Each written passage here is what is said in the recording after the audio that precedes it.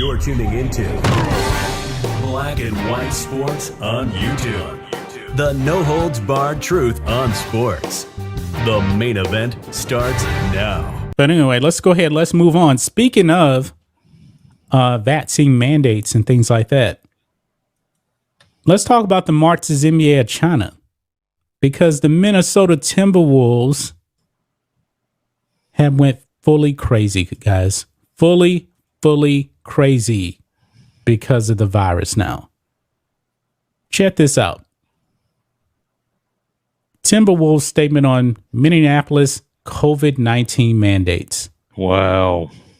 The Minnesota Timberwolves released the following statement on the city of Minneapolis mask and vaccination mandates as it applies to Timberwolves fans visiting Target Center.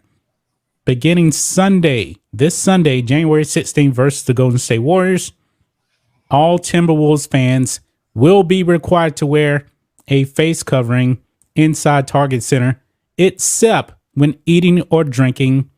Effective Sunday, January 30th versus the Utah Jazz, fans will be required to show proof of full COVID-19 vaccination or a negative test that has been administered by a health professional within 72 hours of the game date. Proof of vaccination includes a physical CDC COVID-19 vaccination report card or a digital photo of the vaccination card. This policy applies to fans age 5 or older. Oh my goodness. Fans 2 to 4 years of age will need to provide a negative test administered by a health professional within 72 hours of the game date. We will continue to support and comply with state and local guidelines for the health and safety of all. This is just unreal.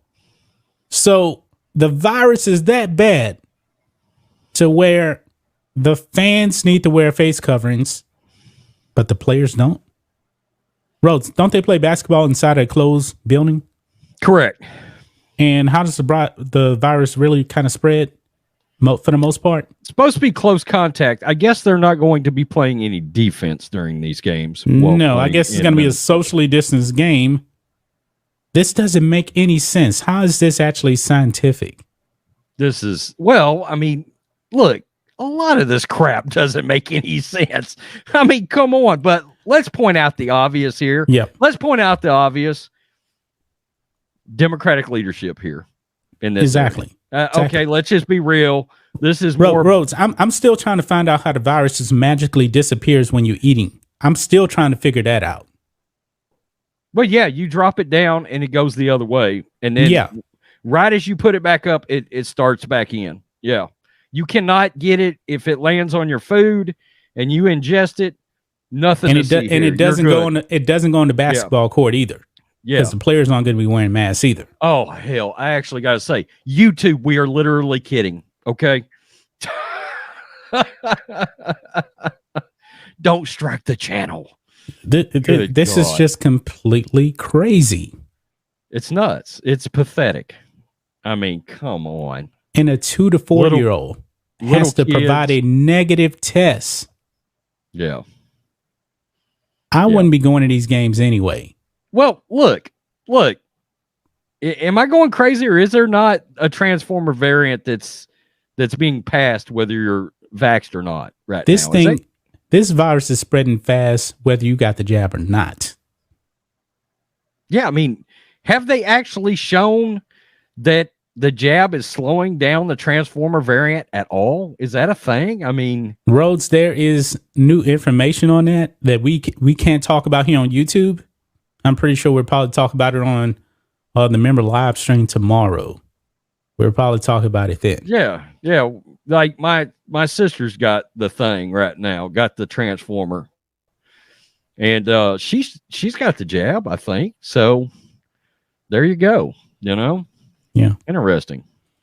Unreal, guys. Unreal. That's political theater, by the way. That's all that is. That's all any of this is. Let's look good for like the leftists on my Facebook that are still posting pictures of them in their mask while they're driving down the road. Yeah, pretty pathetic. Idiot. But speaking of when it comes to the players now, kind of funny, the Timberwolves going to be telling their fans to get the jab, wear a mask. But now when it comes to the NBA themselves, it's over. Apparently, the virus is over for NBA players because now NBA to cease daily testing for players and coaches this weekend. So somebody finally came to their senses on this whole thing, because I believe the reason why this thing is just spreading so fast that chances are they keep testing players on a daily basis, they're going to have nothing but positive tests. But it says here, with COVID-19 surging across the country, the NBA is significantly scaling back its testing of players, coaches, and other major employees. The league informed teams on Thursday that daily COVID-19 tests for Tier 1 personnel will cease after Saturday, though employees will remain subject to testing if they are symptomatic, recently exposed to an infected person, or under league's enhanced directive. So you can see the tweet here. The NBA has informed teams that daily surveillance COVID-19 testing for players, coaches, and Tier 1 personnel will not extend beyond Saturday. Individuals will remain subject to testing if symptomatic, exposed, or enhanced directed by league office. So the NBA is pretty much ending the virus unless you have symptoms. What took them so long? Guess what? Guess what finally won, Mr. Matrix? Guess what is more powerful than the COVID, than the Transformer variant, than anything else? What won out for the owners in the NBA? Not freaking governors. For the owners of the NBA. Money. Money beat COVID. Pinned it for the 3 count because they don't want to lose their players as they're coming down the stretch run, heading towards what, Mr. Matrix? The NBA playoffs. NBA playoffs. We want our best players on the court. And man, if we test them, we run the risk of LaChina James missing a playoff game, missing a significant game. Oh my God, we won't have Russell Westbrook for that play-in game. We don't want to run that risk. Let's not, because remember the play-in game last season was a hit for the league. So let's say, because you got the Lakers in that play-in game right now. If it came down to it and they kept testing, LeBron James tests positive, even though if he don't have any symptoms, you think the league actually really wants to lose him for that game? Nope. No. They do not. But common sense is kind of prevailing right now, I guess, a little bit. Isn't that odd, though? I mean, wasn't it the NBA that was part of the brave, stunning, and courageous crowd? Weren't they the forefront of that? And now all of a sudden, it's like, whoa, nothing to see here. Please move along. Our players are good. They're not sick. They're not getting sick. Yep, exactly. You know, look, let's be real. This should have happened in every sport at the beginning of the seasons. They should have just go out and let them play. If somebody gets sick, okay, test them. I mean, right. You know, kind of funny though, when players get the flu, they still play.